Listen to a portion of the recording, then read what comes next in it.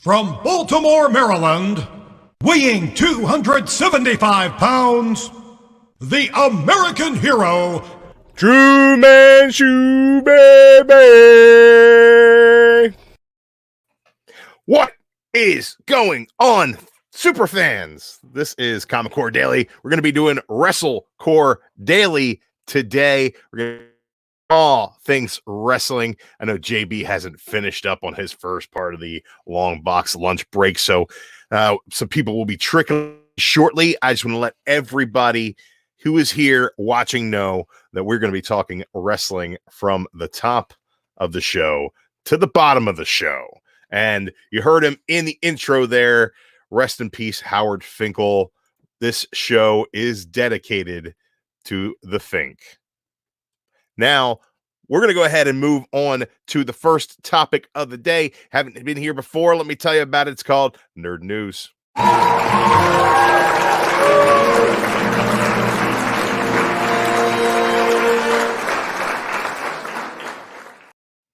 Now, Nerd News is where we talk about some news for nerds, and nerds love professional wrestling. I know that most of the core loves professional wrestling. Me, Chad, Carson, Legend, Ida got 4 out of the top 5 channels that make up the Comic Core, and we all love professional wrestling. It is a big part of our daily conversations.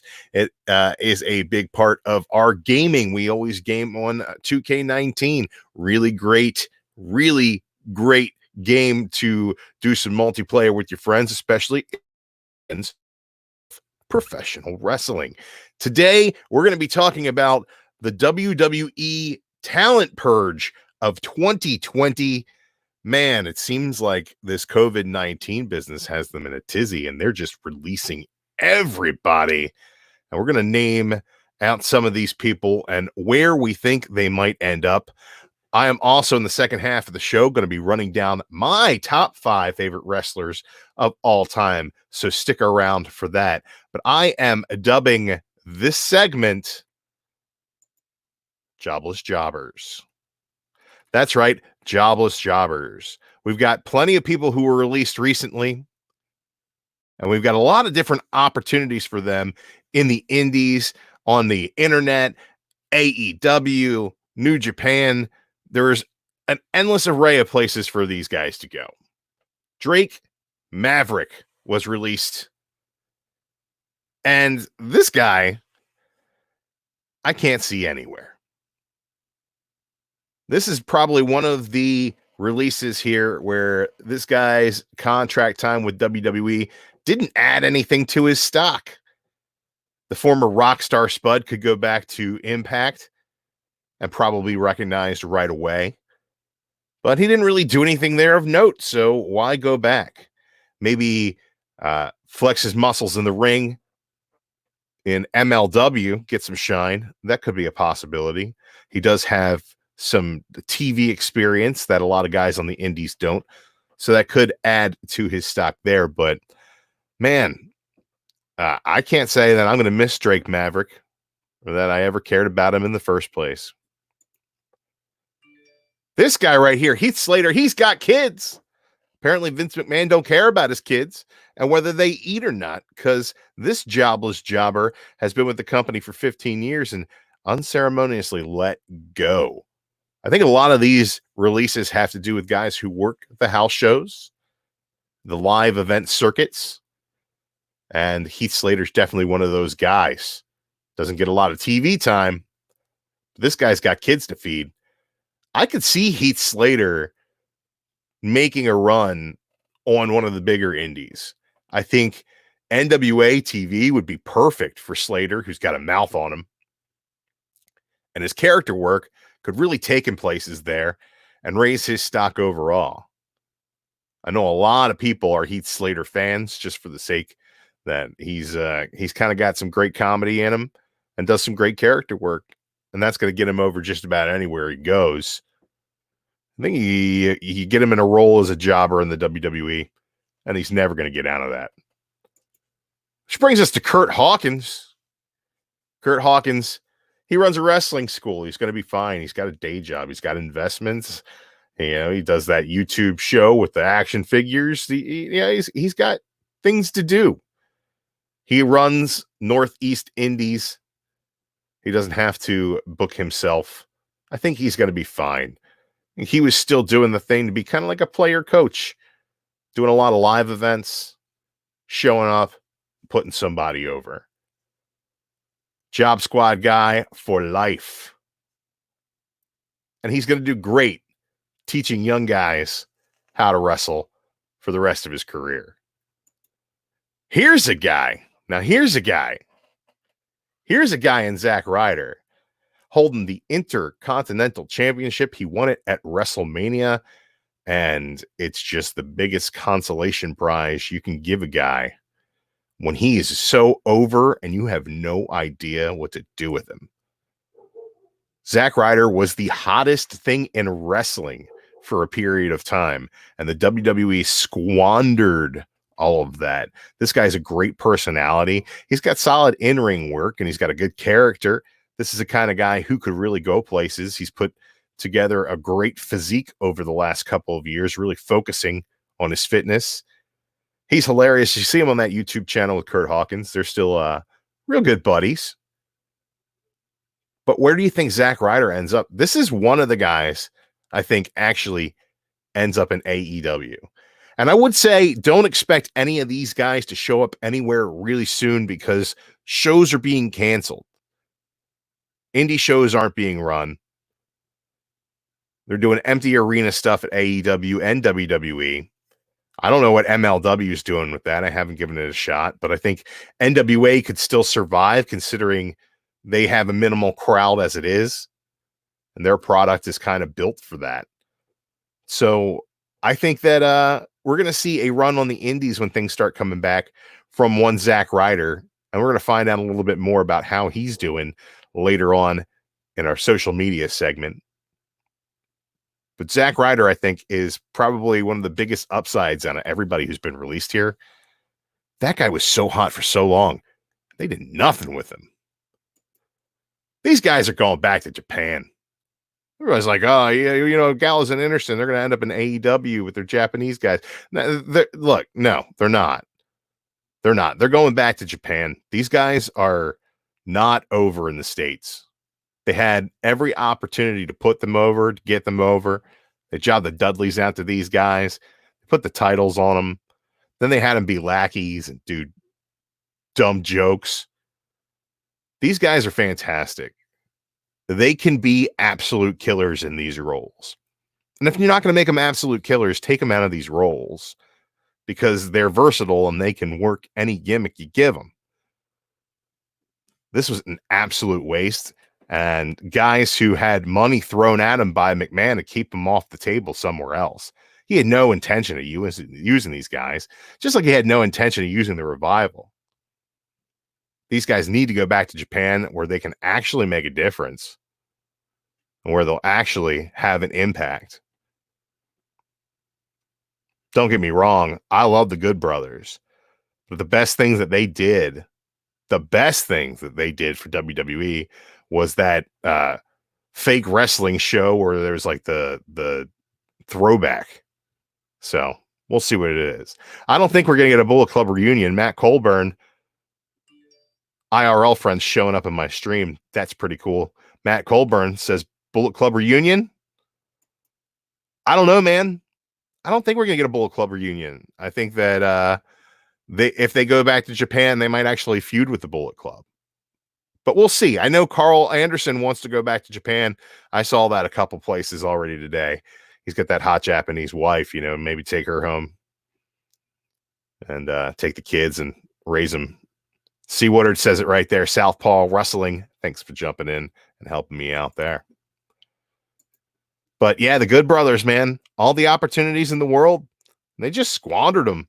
I'm glad to see that they have a little bit of freedom to go out and be themselves and be the performers that we all know they can be. Anybody who actually watched their stuff with the Bullet Club in Japan knows that these guys are no joke. They're absolutely legit and believable badasses. Eric Young, man, what a waste here too. And I don't think anybody really knew the range of Eric Young until he got to NXT and started doing the Sanity gimmick. They brought Sanity up. They split him up. They killed a good thing, which was, just Vince dicking around where he doesn't belong in creative. This is the worst Achilles heel of the WWE, is they take something that they built in NXT, and instead of just transferring it to the main roster, they need to change it. It's in-house, dummy. That's why it's there, to build a star. There's no reason to repackage them as soon as you think that they're ready. That's just really dumb. And that's something that they do over and over and over again.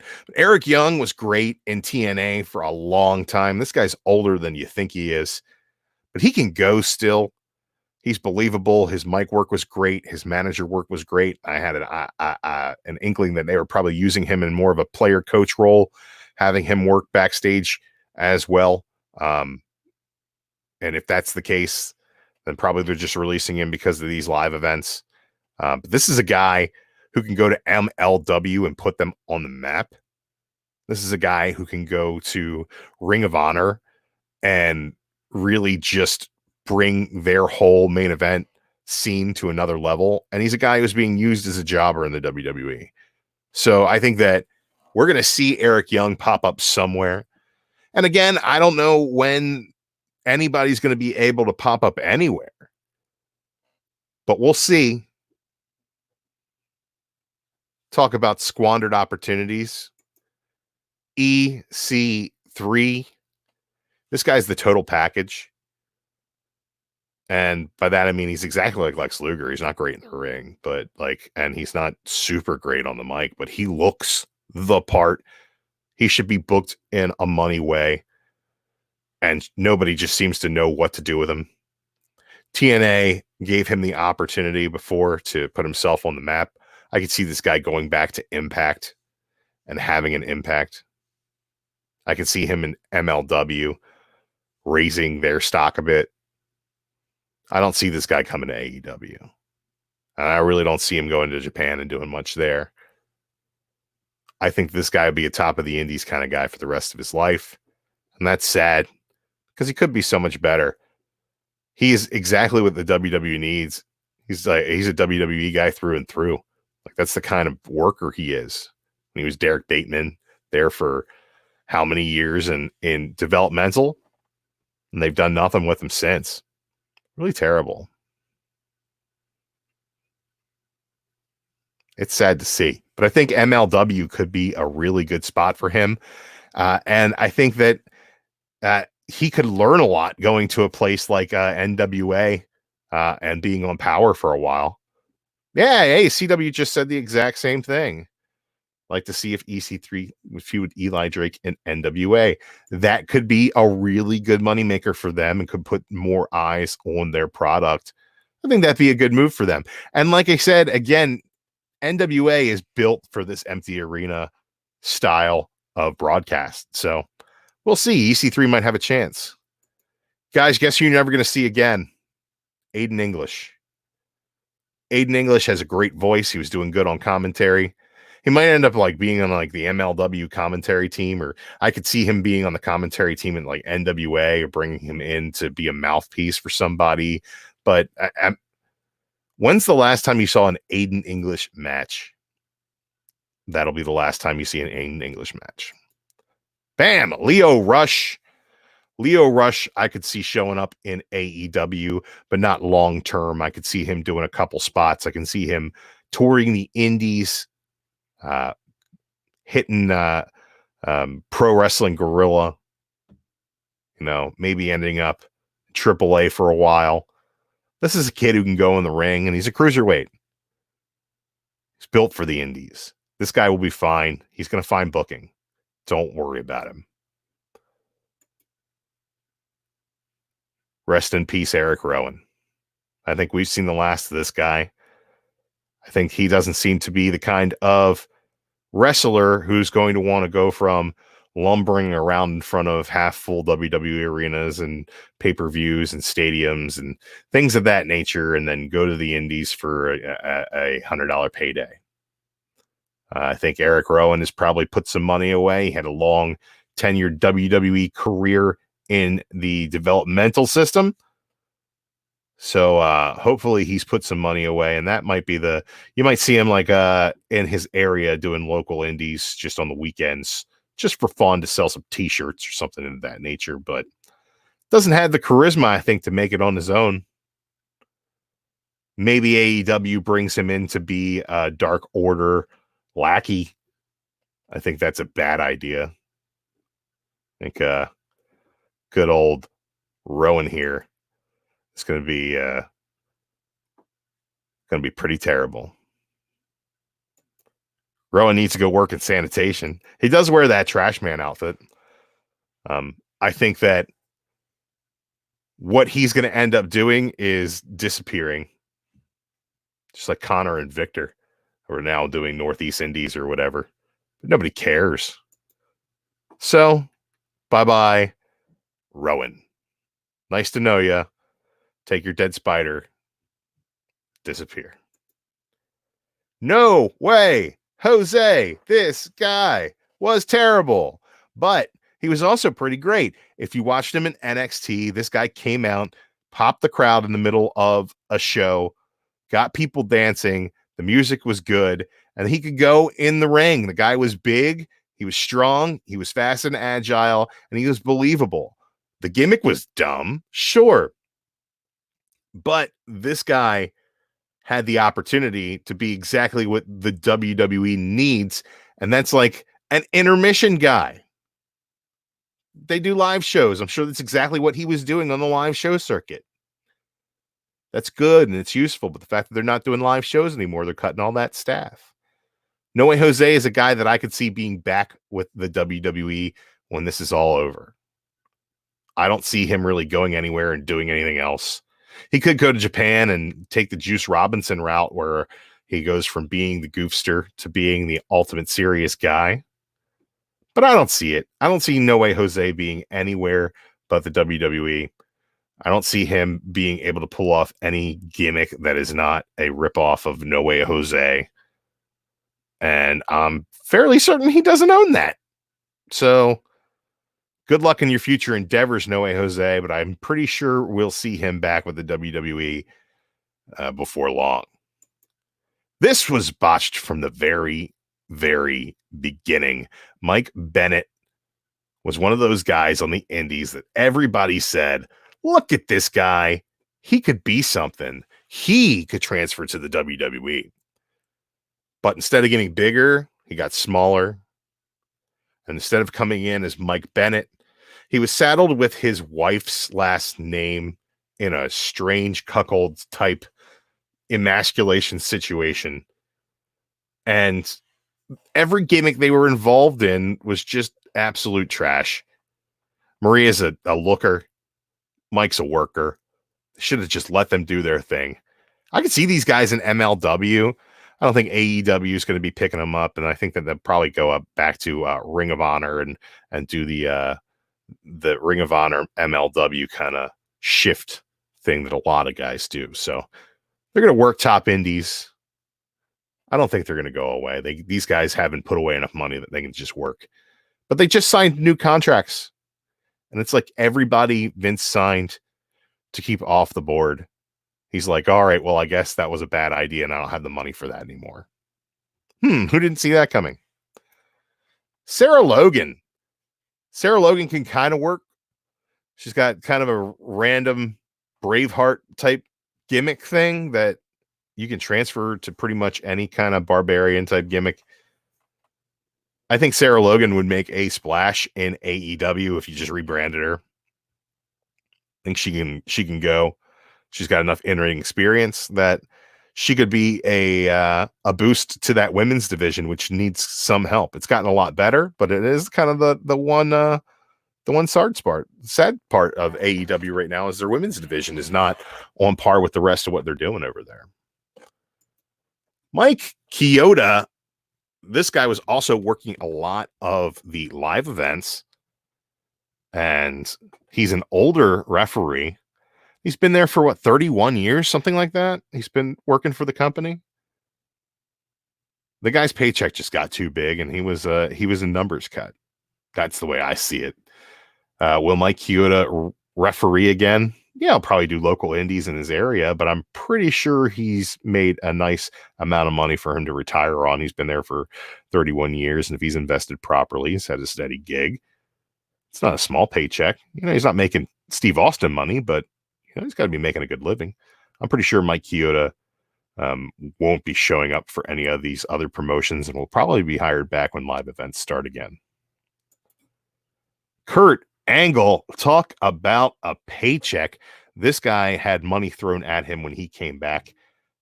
He was basically just doing a part-time. Angle was a backstage producer. He was only working part-time and probably working a lot of live events as well. So that's a big paycheck. I think you won't see Angle anywhere else but the WWE for the rest of his career.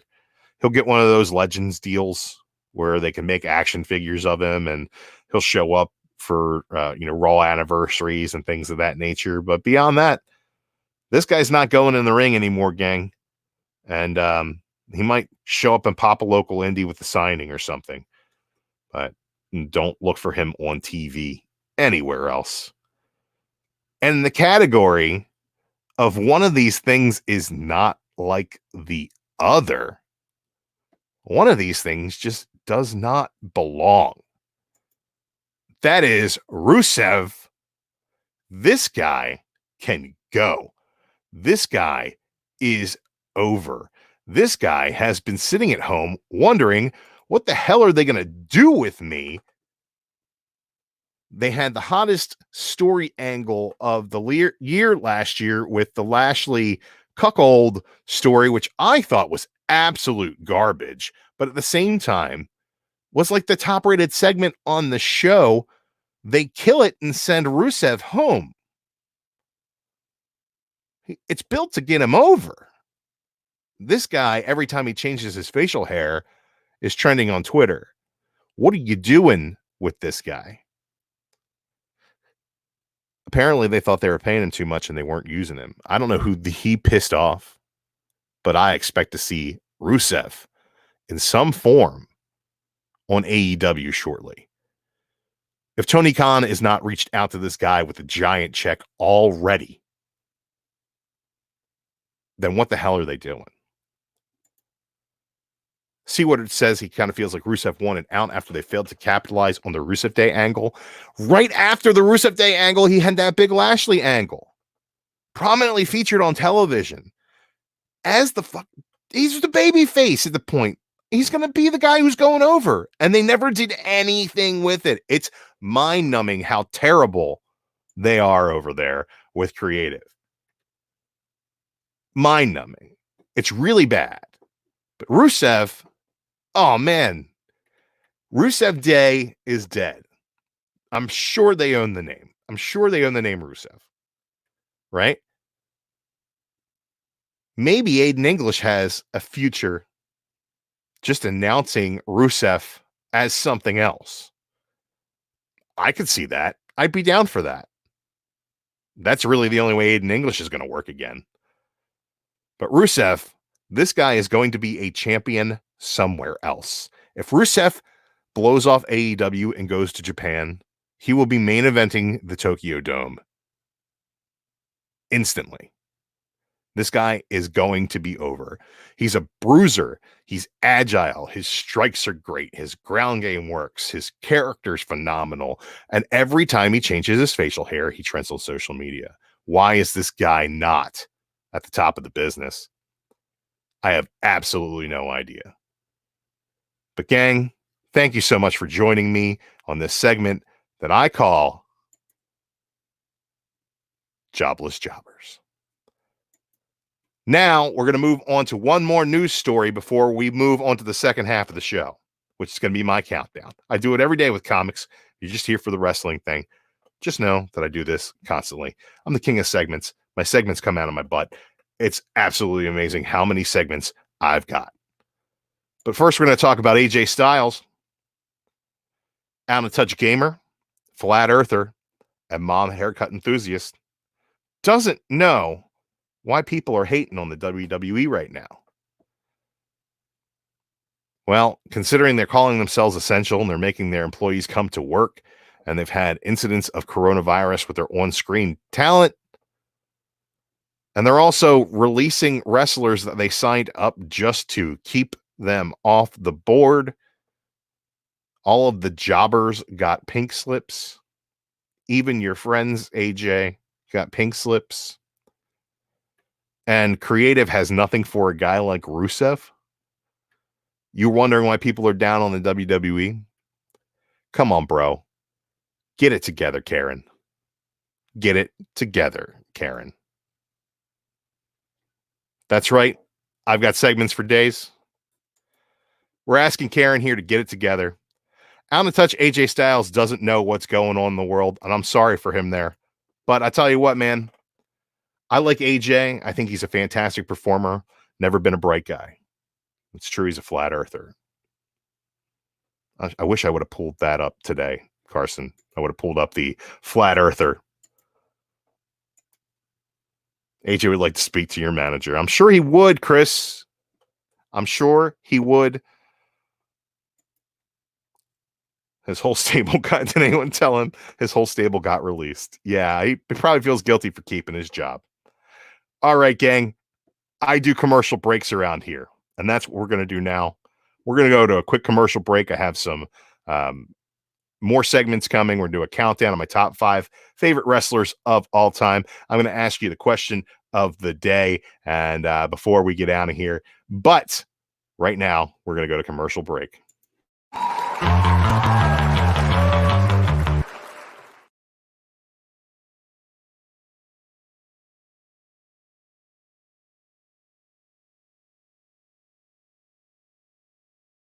Hey, Comic Core viewers.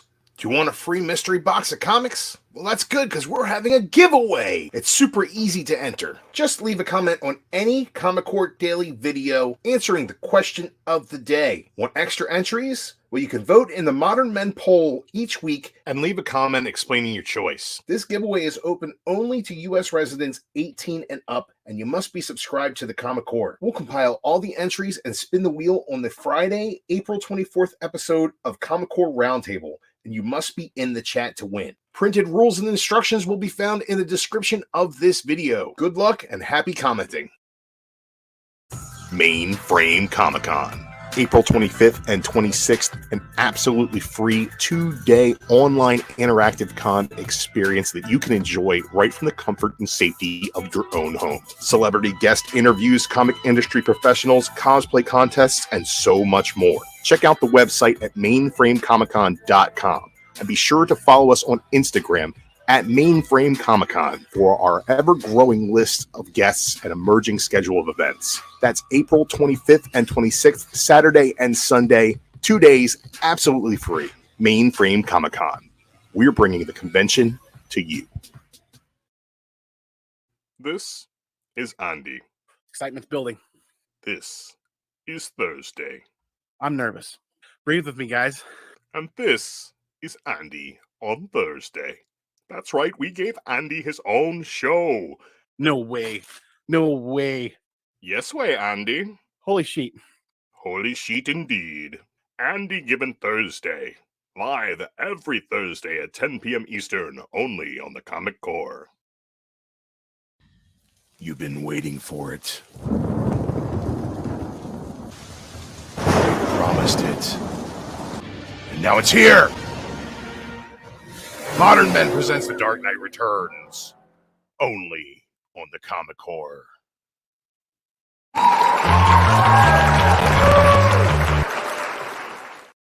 And we're back, and just a little bit of notes about those announcements there. Yeah, there's a giveaway going on. You comment the answer of the question of the day on any of these videos right down below in the comments. It's super duper easy. Get a free box of comics if you are the chosen winner. Also, MainFrameComicCon coming the 25th and the 26th. Celebrity guests, all kinds of schedules are coming out, and we got all kinds of announcements for comic creators that are going to be coming to you very soon. I just sent off a big bulk email information to the folks at MainFrameComicCon. We're going to be getting that up on the website, so keep your eyes peeled and check out their Instagram. All the website and Instagram information is in the description of this video below. Andy's got a new show. He was on last night. He was live. It was great. They had a really fruitful conversation about the market and comics today, buying and selling in the COVID era. And it was very interesting. If you haven't seen it yet, check out the rewind. You will not be sorry that you did. And 420, baby. We're doing The Dark Knight Returns on Modern Men, the best comic book club around. We're going to be getting all blazed up. Well, I mean, I will. And we're going to be talking about Batman. It's going to be fun. Now, I do an Instagram segment, folks, where I shout out things on Instagram. I call it Cool Stuff on Instagram.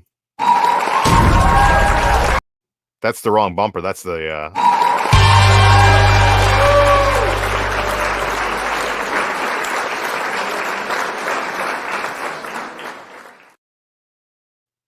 Now, I didn't get on Instagram today, but I was on Twitter, and I think that if you're not following Cody Rhodes on Twitter right now, you're doing yourself a disservice, not only to figure out who his friends are who just got released and to figure out who is coming to AEW. He asks questions about why the Thundercats aren't as big as they should be, and then he posts things like this.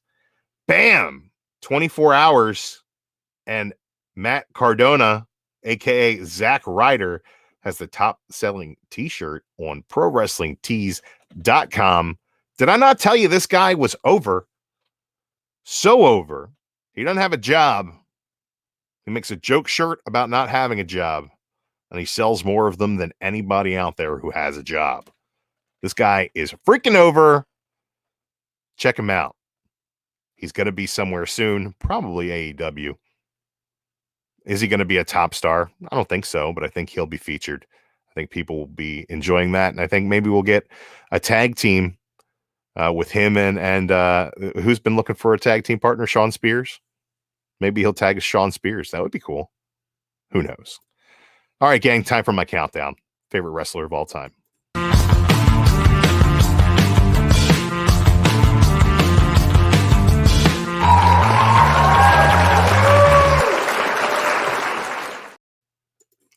Okay, my number 5 favorite wrestler of all time, Raven. I love Raven. His adoption of the DDT as his finishing maneuver. His straight heel tactics. Always has a stable of people he's going to throw in front of his problems so he can chicken shit his way out of having to face anything himself. He's a cerebral heel as well. Great promos, great diction, vocabulary. He's one of those guys that when he talked, you listen. And sometimes you had to look up what he said to make sure you knew what the hell was going on. But also, hardcore icon, brought hardcore to the mainstream in WCW. Had some of the greatest hardcore championship matches in the history of WWE. His match with Rhino at Backlash was great. He was the TNA champion for a period of time. Got robbed by Jeff Jarrett at a non-televised event right before they got there. Was it a TNN deal? Whatever, Spike TV. But I love Raven. Raven's great. And the guy's lost his damn mind. So if you listen to his podcasts, they're hilarious because he's done a lot of drugs and got hit in the head a lot. So I would say check those out. He's on the Jericho Network. Always doing great stuff. But my number 4 favorite wrestler of all time, Bruiser Brody. I love watching old Brody matches. Love watching him stalk his way through a crowd. I love watching him swing his chain and people duck for cover. It's like Godzilla's coming to the ring. Bruiser Brody was amazing. And I'll never forgive those dirty Puerto Rican colognes for what they did to him. Primo and Epico. We didn't even talk about them getting released. You know why? Because nobody cares. Nobody cares about Not Carlito and other Not Carlito. Go spit an apple at somebody and maybe somebody will give a shit. But man, they're the reason we don't have Bruiser Brody anymore. Their grandpa or whatever his name was. Watch that Dark Side of Wrestling on Bruiser Brody. Season 1. It was great. I love Bruiser Brody, man. Just such energy that you don't get these days. Bruiser Brody rules. Anybody's got a problem with that, you meet me in a back alley. My number 3 favorite wrestler of all time, CM Punk. This guy was a talker. This guy had good strikes, fairly solid mat game. Was never big enough for anybody to really fear him, but had an intensity to him that you believed until he got his ass kicked in the UFC. But still has the mouth on him. This guy was one of my favorite commentators of all time. He did commentary on Sunday Night Heat for a long stretch. It was some of the best stuff ever. Just put your YouTube search bar CM Punk Supercut on commentary. Sit back and laugh. You'll have a good time. CM Punk, one of the greats of all time. It's clobbering time. You knew when that happened that it was time to go to the ring and have a great match. Had some of the best pay-per-view matches of the last 20 years in the WWE. Never got that main event at Mania. Always snubbed by Trips and Vinnie Mac. But it is what it is, man. Now he's back and he's getting paid millions of dollars by Fox to run down their product on a show that's branded with their name on it. Who won there? I'm pretty sure it was CM Punk. My number 2 all-time favorite wrestler of all time, the Macho Man, Randy Savage. Savage dropped that elbow, it was on. When you were a kid, you knew what a Slim Jim was because of Randy Savage. You knew who Randy Savage was because of Slim Jims. This guy fought every top name, teamed with every top guy. You're talking about a guy who in the ring would make Hogan look like an amateur, and then the next week make Flair look like an amateur.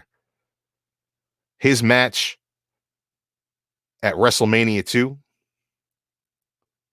the best match in the history of WrestleMania. Nothing else comes close. Savage was great. Bonesaw was ready. This guy was ready for the mainstream before the mainstream was ready for him. Makes me sad. 20 years later, we'd have gotten Randy Savage in Jumanji instead of The Rock. And I, for one, am sad that that's not a thing. I think that Randy Savage and Jumanji would be great.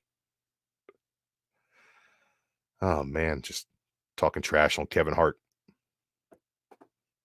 Bonesaw's got to go through the jungle. I think Randy Savage is amazing. Him and Steamboat was a classic. He was great in Spider-Man. Chris Barrett doesn't eat Slim Jims anymore. It's sad. I tell you what, man. Randy Savage, one of the greatest of all time. But not my favorite wrestler of all time. And anybody who's known me a long time will tell you that this was coming. The greatest wrestler of all time. The original cerebral heel. The inventor of the tweener role. Without him, there's no Triple H. Without him, there's no Randy Orton. Without him, there's no Stone Cold Steve Austin. This man's name, Jake the Snake Roberts. Without him, there's no Undertaker. WrestleMania 8. Big, dumb, green kid with white face paint all over himself, dressed like some sort of zombie from an office building. The purple tie. He was getting some heat. They put a rocket on the kid. And the way they did it is by having Jake the Snake DDT him 3 times on the floor and having him sit right up. That was the moment that The Undertaker became a thing. Right then and there. Before that, it's just another big guy. Jake the Snake made him a star. Jake the Snake would whisper into the microphone and wait for you to get close to your television before he'd hit you with the information that you were going to get hit with a DDT. You were going to go to sleep. It's going to be a fast ride, quick landing. Jake the Snake Roberts invented the modern finishing maneuver with the DDT. The DDT was vicious. It was a move that you knew somebody wasn't getting up from. Without no DDT, there's no diamond cutter. Without the diamond cutter, there's no RKO. Out of nowhere, DDT came out of nowhere. That was the first way it happened. Before there was a Viper, there was a Snake. This is a guy that was so over that they wouldn't pair him with Hulk Hogan for fear of ruining Hulkamania as a brand.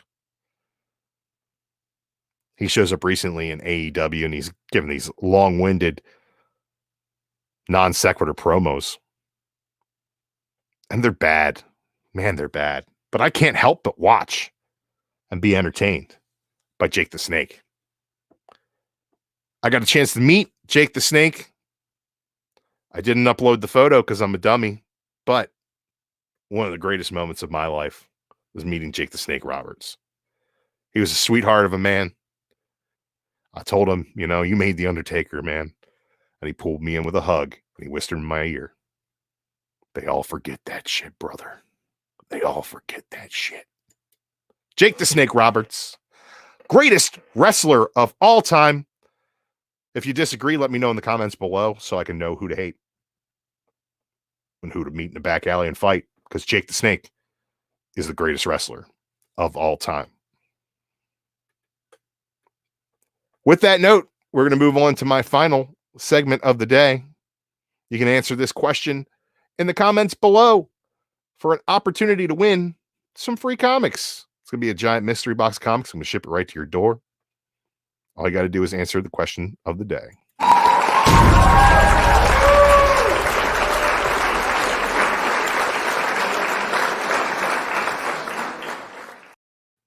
Who is your favorite wrestler of all time? I was going quickly through my stuff today and did not proofread the question of the day, folks. So who is your favorite wrestler of all time? That means your, for those uninitiated into not speaking English properly. Who is your favorite wrestler of all time? You guys let me know what's going on, man.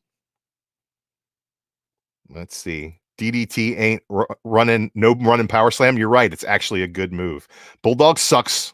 Barrett, take your Bulldog bullshit and run it down the road. Nobody cares about the British Bulldog. We all know that Chris Barrett thinks that British Bulldog is the greatest wrestler of all time. He's only been talking about it non-stop. No list is complete without Bret Hart. Yule Carter, I'm going to tell you, Bret Hart might be one of your favorite wrestlers of all time. He is one of my least favorite wrestlers of all time. Guy had no personality. Couldn't sell a damn pay-per-view to save his life. Gomer says Steamboat probably. Steamboat's good. Stone Cold from Unuseful Unboxing. Matt Colburn's got Bret Hart and Jericho. Jericho's like Bret Hart with personality. So I don't like Bret Hart doesn't rank for me. Jericho, definitely. He's in my top 10 of all time. Love and Rockets in the early 80s was one of also the few American comics to incorporate wrestling into their stories, including female wrestlers. Love and Rockets, if you are a comic book fan and a wrestling fan, definitely check it out. Love and Rockets isn't for everybody. I will tell you that right now, but it is historically fantastic.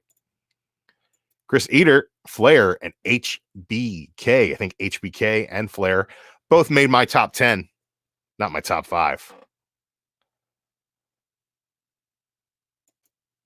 It's called wrestling. It's called wrestling too, Yule. So promos are a part of wrestling, but not wrestling. I'm sorry, I have to disagree with you there. I think the promo is the most important part. It's what makes you care. It's what gives the opportunity for Hogan and The Rock to stare at each other for 8 freaking minutes without doing anything and have the crowd go absolutely nuts. The promo is just as important, if not more important, than the in-ring product. That's just the way I see it. As business as a whole, you got to sell people on caring that this thing's happening. Love Piper, but best wrestler was Flair because he didn't mind losing to make the other guy look good.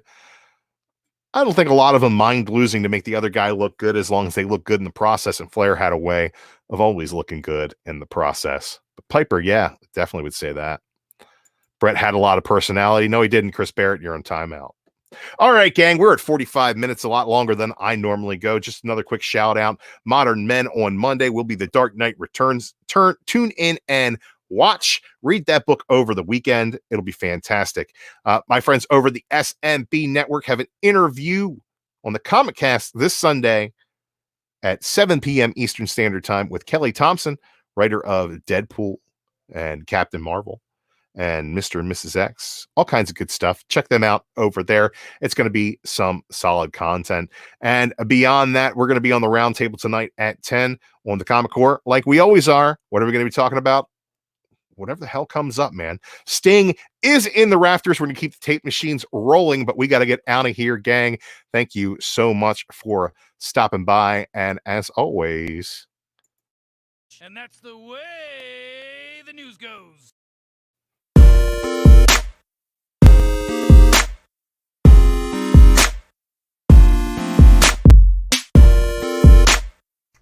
Hey gang, make sure you hit that subscription button there. Give this video a thumbs up. And make sure you hit that notification bell. Always going live. And check out some of our other videos. Thanks for watching.